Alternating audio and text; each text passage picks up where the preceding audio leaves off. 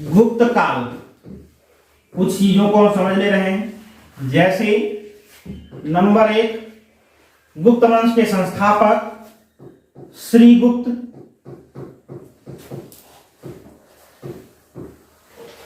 गुप्त वंश का वास्तविक संस्थापक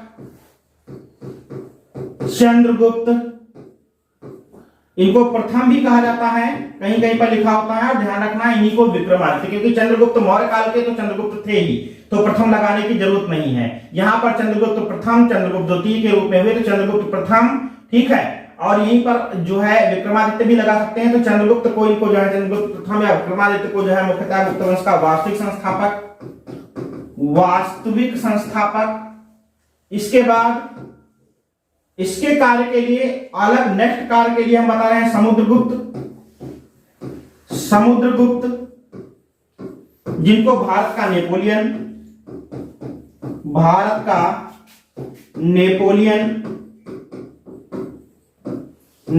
कहा जाता है। इनके काल में विशेष उन्नति हुई। कुमारगुप्त प्रथम जरूर लगा लेंगे, कुमारगुप्त 2 हुए, ध्यान रखना, कुमारगुप्त प्रथम। इनके समय में मुख्यतः आपको पता होगा कौन सा विद्यालय निर्मित हुआ था, ठीक, हाँ, नालंदा विश्वविद्यालय का निर्माण हुआ था। नालंदा विश्वविद्यालय,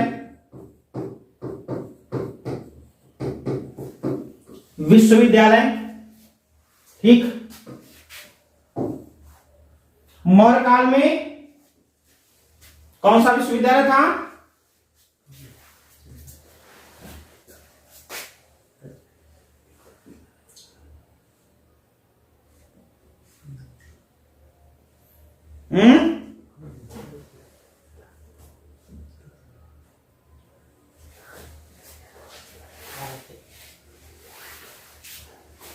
ध्यान रखना, सारे विद्यालय तक्षशिला, मौर्य काल,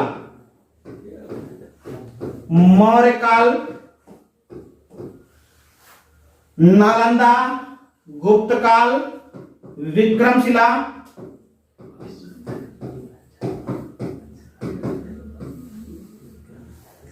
ठीक।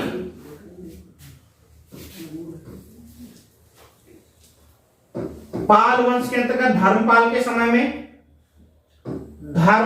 समय में इन्हीं के समय में उदांतपुरी,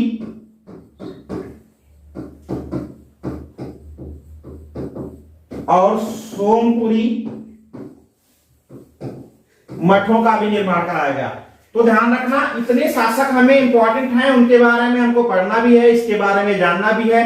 तो गुप्त वंश के अंतर्गत जो भी चीजें एक बार, और हाँ, गुप्त वंश के अंतर्गत ध्यान रखिएगा, कालिदास जैसे विद्वान अगर आपसे कहता है, तो कालिदास जैसे जो है साहित्यिक विद्वान जो है इसी काल में हुए हैं। और जो गुप्त वंश का, या ऐसा कह सकते हैं कि प्रथम स्वर्ण काल या हिंदू स्वर्ण काल, ऐसा भी कह सकते हैं।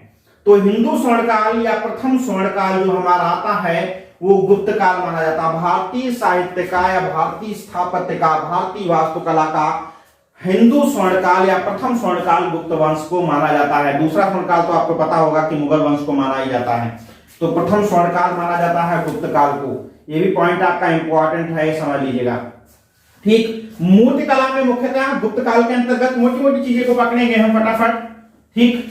मूर्तिकला के अंतर्गत गुप्त वंश, मूर्तिकला के अंतर्गत मुख्यतः लाल बलुआ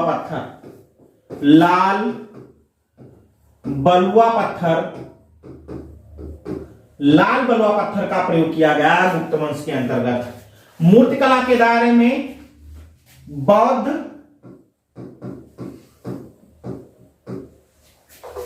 वैष्णव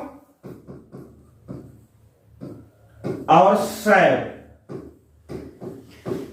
बौद्ध, वैष्णव, शैव तीनों के जो है मूर्ति शिल्प यहां पर प्राप्त हुए हैं, ठीक। अगर हम बात करते हैं गुप्त काल के अंतर्गत मूर्ति शिल्पों की, तो सबसे इंपॉर्टेंट जो बौद्ध मूर्ति शिल्प हैं, उसमें जो गुप्त काल के अंतर्गत बौद्ध मूर्ति शिल्प आते हैं उसमें सबसे पहला मूर्ति शिल्प, जैसा कि उस दिन हमने आपको बता भी दिया था कुषाण पीरियड जब पढ़ा रहे थे, ठीक, कि मथुरा से प्राप्त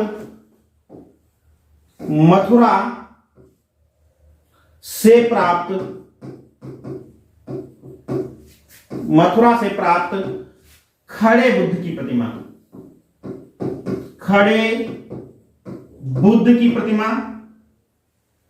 मथुरा से प्राप्त खड़े बुद्ध की प्रतिमा अभय मुद्रा पहली प्रतिमा बता दिए थे। दूसरी सारनाथ से प्राप्त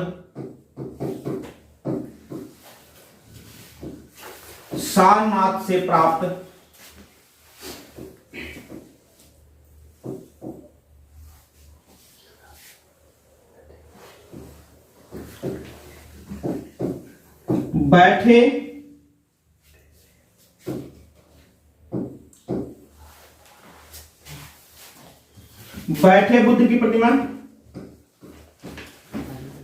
धर्म चक्र प्रवर्तन मुद्रा में आपको बता चुके थे। भागलपुर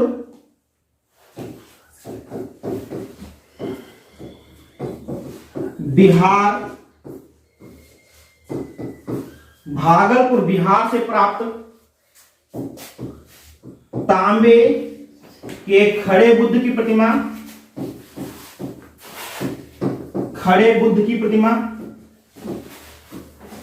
बर्मिंघम संग्रहालय इंग्लैंड में है, अभय मुद्रा में है। बर्मिंघम संग्रहालय इंग्लैंड में है, अभय मुद्रा में है। ये भी हम आपको बता चुके थे। चौथी जो प्रतिमा मिली हुई है वो महापरिनिर्वाण, बुद्ध की जो चौथी प्रतिमा मिली हुई है वो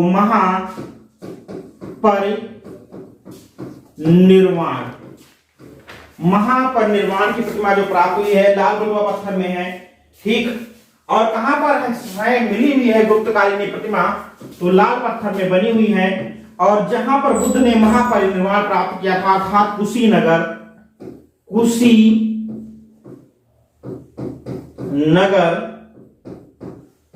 कुशीनगर का शहर देवरिया जिला उत्तर प्रदेश में इनकी मृत्यु हुई। तो वही कुशीनगर में जो है मुख्यतः कुश जो है परिनिर्वाण मंदिर में ही ये प्रतिमा पहली बार गुप्त जो है प्राप्त हुई है, परिनिर्वाण प्रतिमा।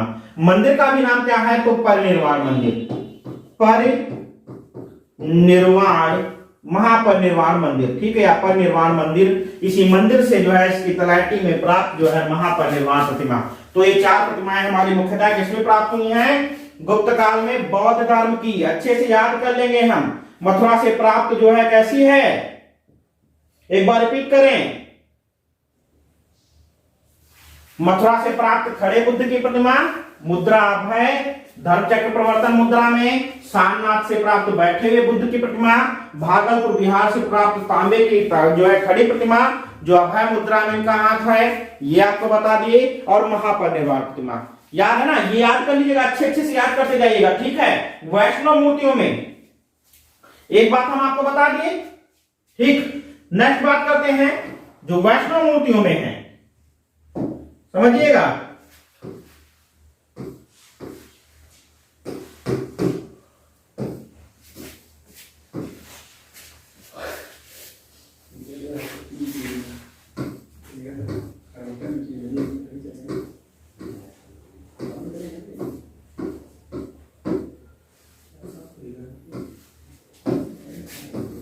वैष्णव प्रतिमाओं में वराह प्रतिमा,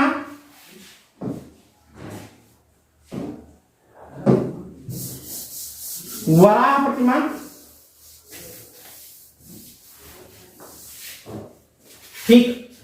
वैष्णव प्रतिमाओं में या वैष्णव धर्म से संबंधित वैष्णव प्रतिमाओं में वराह प्रतिमा,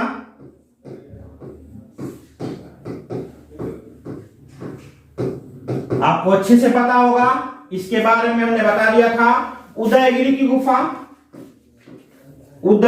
की गुफा विदिशा मध्य प्रदेश विदिशा मध्य प्रदेश, विदिशा मध्य प्रदेश से प्राप्त उदयगिरी की गुफा से वराह की प्रतिमा, वराह अवतार में समुद्र से अवतरित होते हुए पृथ्वी को मुंह में दबाए हुए जो है प्रतिमा प्राप्त हुई है।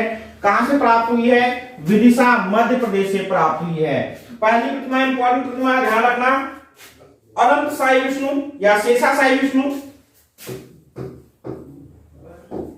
अनंत साई विष्णु, इन्हीं को शेषा साई, शेषा साई विष्णु भी कहा जाता है। नेट में कई बार पूछी गई ये प्रतिमा कहां से प्राप्त है? देवगढ़, देवगढ़, देवगढ़ के दशावतार मंदिर, दशावतार मंदिर, देवगढ़ के दशावतार मंदिर से प्राप्त है। अनंत साई, शेषा साई विष्णु की अभी प्रतिमा दिखाएंगे भी, क्योंकि ये प्रतिमा इतनी इंपॉर्टेंट है कि इससे 5-7 क्वेश्चन बना दिए जाते हैं कि इनके ठीक है लेटे हैं तो वहां पर किन किन चीजों को दर्शाया गया है, क्या क्या चीजें आई हुई हैं, ये बात आपसे पूछ लेता है। तो देवगढ़ का दशावतार मंदिर जहां से प्राप्त है शेषा साई विष्णु की प्रतिमा, नर नारायण व गजेंद्र मोक्ष की प्रतिमा यहीं से प्राप्त है। ध्यान रखना, नर नारायण व गजेंद्र मोक्ष की प्रतिमा। ध्यान रखना, एक और आता है गंगा और यमुना की मूर्तियां। तो ये बहुत सिंपल सी बात पूछ लेता है, पहले तो याद कर लीजिएगा इनका वाहन क्या है। तो ठीक है, मकर वाहिनी गंगा, गंगा का वाहन क्या है? मकर, मगरमच्छ। तो मकर वाहिनी गंगा तथा कूर्म, कूर्म वाहिनी यमुना, कूर्म वाहिनी यमुना। तो कूर्म वाहिनी यमुना, ये ध्यान रखना, ये बड़ी विशेषता है। तो मकर वाहिनी गंगा तथा कूर्म वाहिनी यमुना की मूर्तियां जो है अक्षत्र मंदिर बरेली, अक्षत्र मंदिर बरेली के मुख्य द्वार पर जो है मूर्तियां बनाई गई हैं। मकर वाहिनी गंगा, कूर्म वाहिनी यमुना तथा ध्यान रखना इसी के साथ में अगर नहीं मिलता है तो देवगढ़, देवगढ़ के द्वार पर भी ये मूर्तियां प्राप्त हुई हैं। इंपॉर्टेंट हैं, अच्छे से इनको याद कर लीजिएगा जितनी भी मूर्तियां हैं। ठीक है, जितनी भी मूर्तियां प्राप्त हुई हैं उनको अच्छे से समझ के याद कर लीजिएगा। तो ये तो हो गए मूर्तिकला या मूर्तिकला से रिलेटेड चीजें। और आपने आपको बताया था कि गुप्त काल में मुख्यतः मंदिर वास्तुकला का भी प्रारंभ होता है। एक पॉइंट हमने आपको लिख के बताया था, एक बात वो भी बता रहे हैं, क्लियर कर रहे हैं, उसके बाद हम आपको तरीका याद करने का बता रहे हैं, फिर आपको बैक में चीजें बता दे रहे हैं। ठीक, तो सारी की सारी मूर्तियां हो गई गुप्त काल की। आप अच्छे से देख लिए किस पत्थर का प्रयोग हुआ, ये भी देख लिए। ठीक, गुप्त काल, गुप्त काल जैसा कि सबसे मोस्ट इंपॉर्टेंट बात है तो ध्यान रखना कि शिखर शैली, ये पहली ही हेडिंग आपको बार बार याद करनी होगी। शिखर शैली के मंदिर नागर शैली का विकास।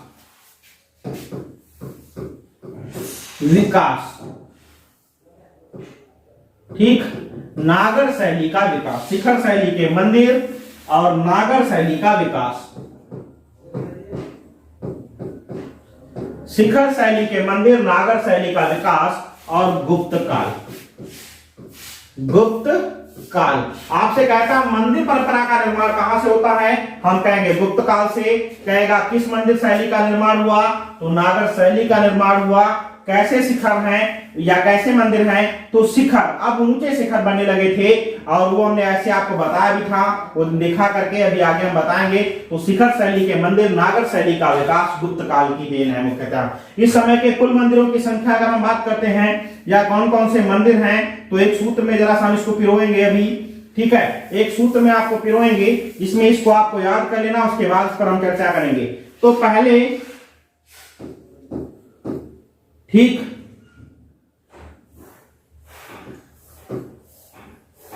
समांति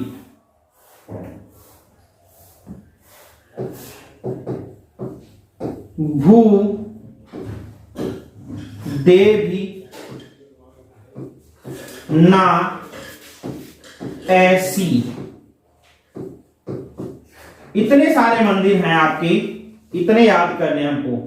समांति भूदेवी ना ऐसी। सांची का मंदिर,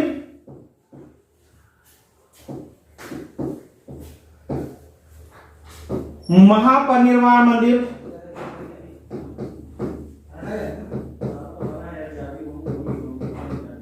महापरिनिर्वाण मंदिर, ता का मतलब है तिगवा का मंदिर,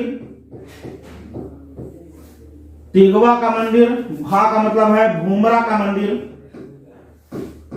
भूमरा का मंदिर, दा का मतलब है देवगढ़ का मंदिर,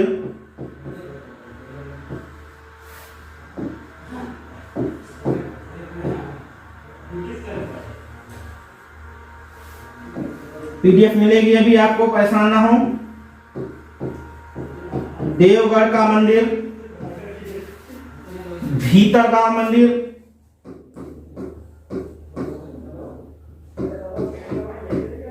भीतरगांव मंदिर,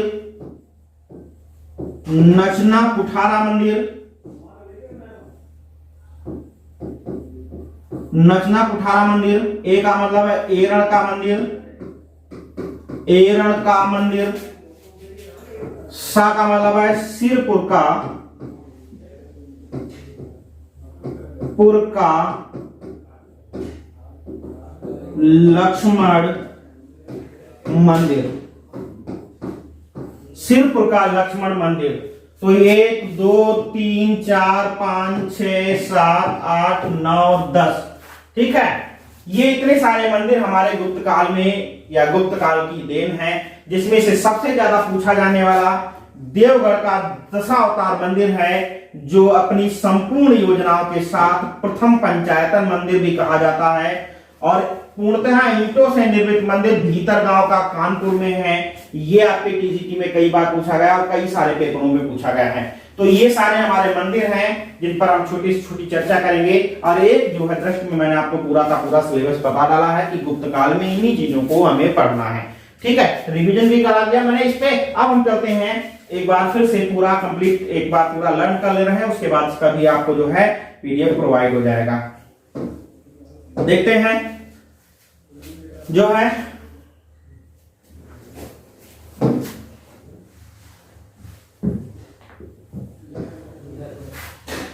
एक गुप्त काल। समय आपको पहले से बता दिया गया, सारी चीजें बता दी गई। अब आप आपको हम जल्दी जल्दी से रिवाइज करवा दे रहे हैं। स्थापत्य तक का पार्ट, मंदिर का जो है पार्ट जो है कल हो पाएगा।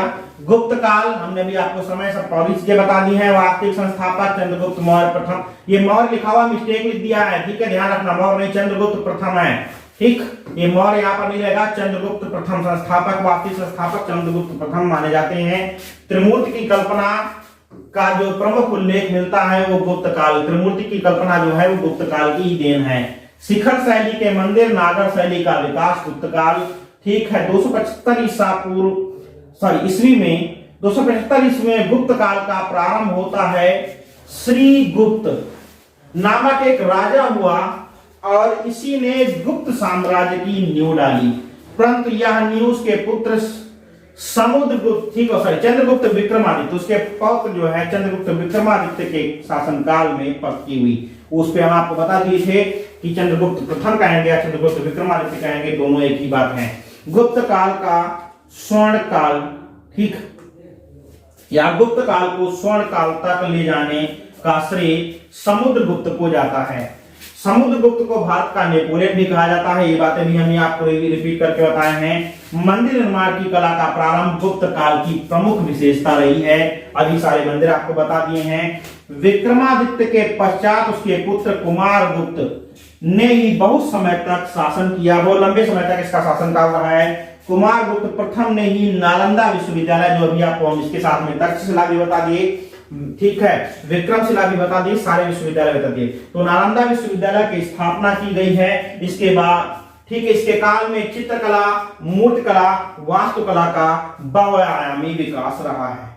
ठीक है, चित्रकला, वास्तुकला और मूर्तिकला का बहुआयामी विकास रहा है। गुप्तकालीन मूर्तियां अभी हम एक तरफ से आपको पूरी की पूरी बता दिए थे। इसमें से सबसे प्रमुख जो मूर्तियां हैं, ठीक, उनके बारे में जरा सा जान ले रहे हैं और आती भी रहती हैं। तो बौद्ध मूर्तियां, गुप्त काल में निर्मित प्रमुख मूर्तियों के अंतर्गत बौद्ध मूर्तियां, मथुरा से प्राप्त बुद्ध की प्रतिमा, लाल बलुआ पत्थर, सर्वाधिक कार्य अभी मैं आपको बता दिया था कि लाल बलुआ पत्थर में ही हुआ है। संग्रहालय, मथुरा संग्रहालय में ही एक है। ठीक, गुप्त कारीगरी का अद्भुत नमूना है। या महात्मा बुद्ध को संपूर्ण भव्यता के साथ अभय मुद्रा में खड़े दिखाया गया। यहाँ पर जो है, यहाँ महात्मा बुद्ध को संपूर्ण भव्यता के साथ अभय मुद्रा में खड़े दिखाया गया है। इस मूर्ति में बुद्ध के चेहरे पर एक प्रभावशाली मुस्कान को दिखाया गया है। ये मूर्ति अभी हमने आपको रिवाइज करवा दी थी। दूसरी मूर्ति है सारनाथ बुद्ध की प्रतिमा, सारनाथ संग्रहालय में ही है। इसमें बुद्ध की बैठी हुई प्रतिमा, कैसी है? बुद्ध की बैठी हुई प्रतिमा। ये ध्यान रखना, खड़ी कहां पर है? बैठी, क्योंकि यही इंपॉर्टेंट है। यह प्रतिमा धर्म चक्र प्रवर्तन मुद्रा को दर्शाती है। अभी हम आपको ये बता के आए थे। नेक्स्ट अगली प्रतिमा की बात करते हैं, तांबे की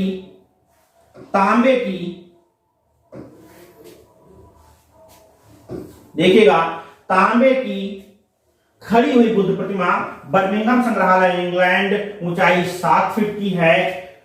ठीक, 1861 में रेलवे पटरी के निर्माण के समय में इसकी खोज या जो है निकाली गई थी। दाहिना हाथ अभय मुद्रा में है। यह प्रतिमा सुल्तानगंज से प्राप्त है और यह इस समय बर्मिंघम संग्रहालय इंग्लैंड में सुरक्षित है। लगभग 400 ईस्वी के समथिंग की यह प्रतिमा है। 400 ईस्वी के समथिंग की प्रतिमा कहां से मिलेंगी? भागलपुर, बिहार से। नेक्स्ट प्रतिमा हमारी है, इसको हम कहते हैं महापरिनिर्वाण प्रतिमा, लाल बलुआ पत्थर में। यह मूर्ति परिनिर्वाण मंदिर से प्राप्त हुई है। यह मंदिर उत्तर प्रदेश के सर्वाधिक प्राचीन नगर कुशीनगर में स्थित है। सर्वप्रथम, ठीक, कार्लाइल, ध्यान रखना, सर्वप्रथम कार्लाइल ने 1876 में इस मंदिर तथा परिनिर्वाण प्रतिमा की खोज की थी। किसने खोज की थी? तो कार्लाइल ने 1876 में इस मंदिर तथा परिनिर्वाण प्रतिमा की खोज की थी। इस मंदिर के अग्रभाग पर एक लेख में 5वीं सदी का निर्माण बताया गया है। 5वीं सदी का निर्माण बताया गया। ये प्रतिमा भी हम बता चुके थे। वैष्णव मूर्तियों में वराह प्रतिमा, उदयगिरि विदिशा, उदयगिरि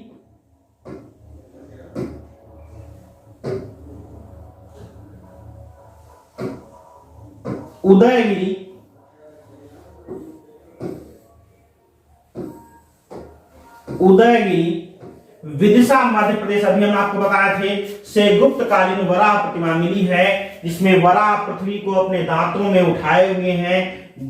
ठीक है, गहरे विक्षुब्ध सागर से उभरते हुए दर्शाया गया है। अनंत साई या शेषाशाई विष्णु, इन प्रतिमाओं को कल हम दिखाएंगे भी। झांसी के देवगढ़ नामक स्थान से, देवगढ़ झांसी, ठीक है, देवगढ़ झांसी, झांसी के देवगढ़ नामक स्थान पर गुप्त कालीन दशावतार मंदिर से अनंत साई विष्णु की मूर्ति कला की दृष्टि से उल्लेखनीय है। इस मूर्ति के दृश्यांकन में विष्णु अपनी बाईं भुजा को तकिया लगाकर, ठीक, बैठे, बाईं भुजा जो है इसको तकिए के रूप में प्रयोग करके बैठे हुए हैं। इस प्रकार मूर्ति को मध्यम श्रेणी की भोग शयन मुद्रा या मूर्ति के रूप में जाना जाता है। मध्यम श्रेणी की भोग शयन मुद्रा के रूप में जाना जाता है। नेक्स्ट हमने आपको अभी बताया हुआ था कि नर नारायण एवं गजेंद्र मोक्ष दशावतार मंदिर से प्राप्त हुई है। यह प्रतिमा भी जो है इंपॉर्टेंट है। अगली प्रतिमा जो हमारी रहती हैं वो टेराकोटा में बनी द्वारपाल के रूप में गंगा यमुना की मूर्तियां हैं। बरेली जिले के अंतर्गत अहिच्छत्र, ठीक है, बरेली जिले के अंतर्गत, अभी दोनों बातें हम आपको बता दी थी कि बरेली जिले के अंतर्गत अहिच्छत्र मंदिर गंगा मकर वाहिनी कुर्म वाहिनी अपने वाहनों सहित अंकित किया गया है। ठीक, गंगा को मकर वाहिनी व कुर्म वाहिनी के रूप में अपने वाहनों सहित अंकित किया गया है। बोधिसत्व मैत्रेय अजंता से 26 नंबर गुफा से ठीक है, प्राप्त है। ध्यान मुद्रा में बुद्ध को दर्शाया गया है, गुप्तकालीन ये मानी जाती है। ठीक है, विष्णु ध्वज स्तंभ मध्य प्रदेश के सागर जिले में एरड़ मंदिर से प्राप्त हुआ है, ध्यान रखना। विष्णु ध्वज स्तंभ शैव मूर्तियों में कुमारगुप्त, ठीक है, के शासनकाल में कमरदंडा फैजाबाद से प्राप्त शिवलिंग मूर्ति चतुर्मुखी है एवं अन्य शिवलिंग मूर्तियां मध्य प्रदेश के ठीक खो नामक स्थान से मिली हैं जो गोलाकार हैं। इसमें एक और मनुष्य का मुख बनाया गया है, इसी कारण से भगवान शिव की एक लिंग मूर्ति कहा जाता है। तो ये मूर्तियां आपकी प्राप्त हुई। टेराकोटा में भी कुछ मूर्तियां हैं। कुषाण काल में टेराकोटा कला अपनी पराकाष्ठा पर थी, भले ही इसमें ठीक कुशल कारीगर का अभाव था, किंतु गुप्त काल के दौरान टेराकोटा कला अपने नए शिखर को या नई संभावना को छू करके आई थी। और टेराकोटा मंदिर के अंतर्गत अभी हमने आपको बताया था कि पहाड़पुर पश्चिम बंगाल कई जगहों पर जो है मूर्तियां प्राप्त हुई हैं। ठीक, गुप्तकालीन जैन मूर्तियां जो हमारी हैं, ठीक है, गुप्तकालीन जैन मूर्तियां मथुरा से पार्श्वनाथ की अपेक्षा, ठीक, मथुरा से पार्श्वनाथ की अपेक्षा ऋषभ देव की मूर्तियां मिली हैं। मतलब पार्श्वनाथ की कम, उसकी अपेक्षा ऋषभ देव की बहुत सारी मूर्तियां मिली हैं। एक प्रतिमा में तीर्थंकर की प्रतिमा, ठीक है, एक प्रतिमा में तीर्थंकर की प्रतिमा के सिंहासन पर एक ओर कुबेर तथा दूसरी ओर ठीक बालक को जंघा पर बैठाए हुए मातृ देवी को दर्शाया गया है। इंपॉर्टेंट है, ध्यान रखना। राजगृह बिहार नेमिनाथ की 4 प्रतिमाएं प्राप्त हुई हैं। छोटी छोटी बातें लिखी हुई हैं जो आप याद कर सकते हैं, फिलहाल बहुत इंपॉर्टेंट नहीं है। मुख्य बात हम बता चुके हैं। प्रतिमा पन्ना जिला एमपी के अंतर्गत जो है शिव मंदिर में, ठीक, नचना कुठारा के जो है शिवपुर के मंदिर में जैन प्रतिमा उसी के पास मिली हुई है। ठीक है, अंकोरा गुजरात से कांस्य मूर्तियां भी प्राप्त हुई जो गुप्तकालीन जो है मूर्तियों के प्रमुख उदाहरण है।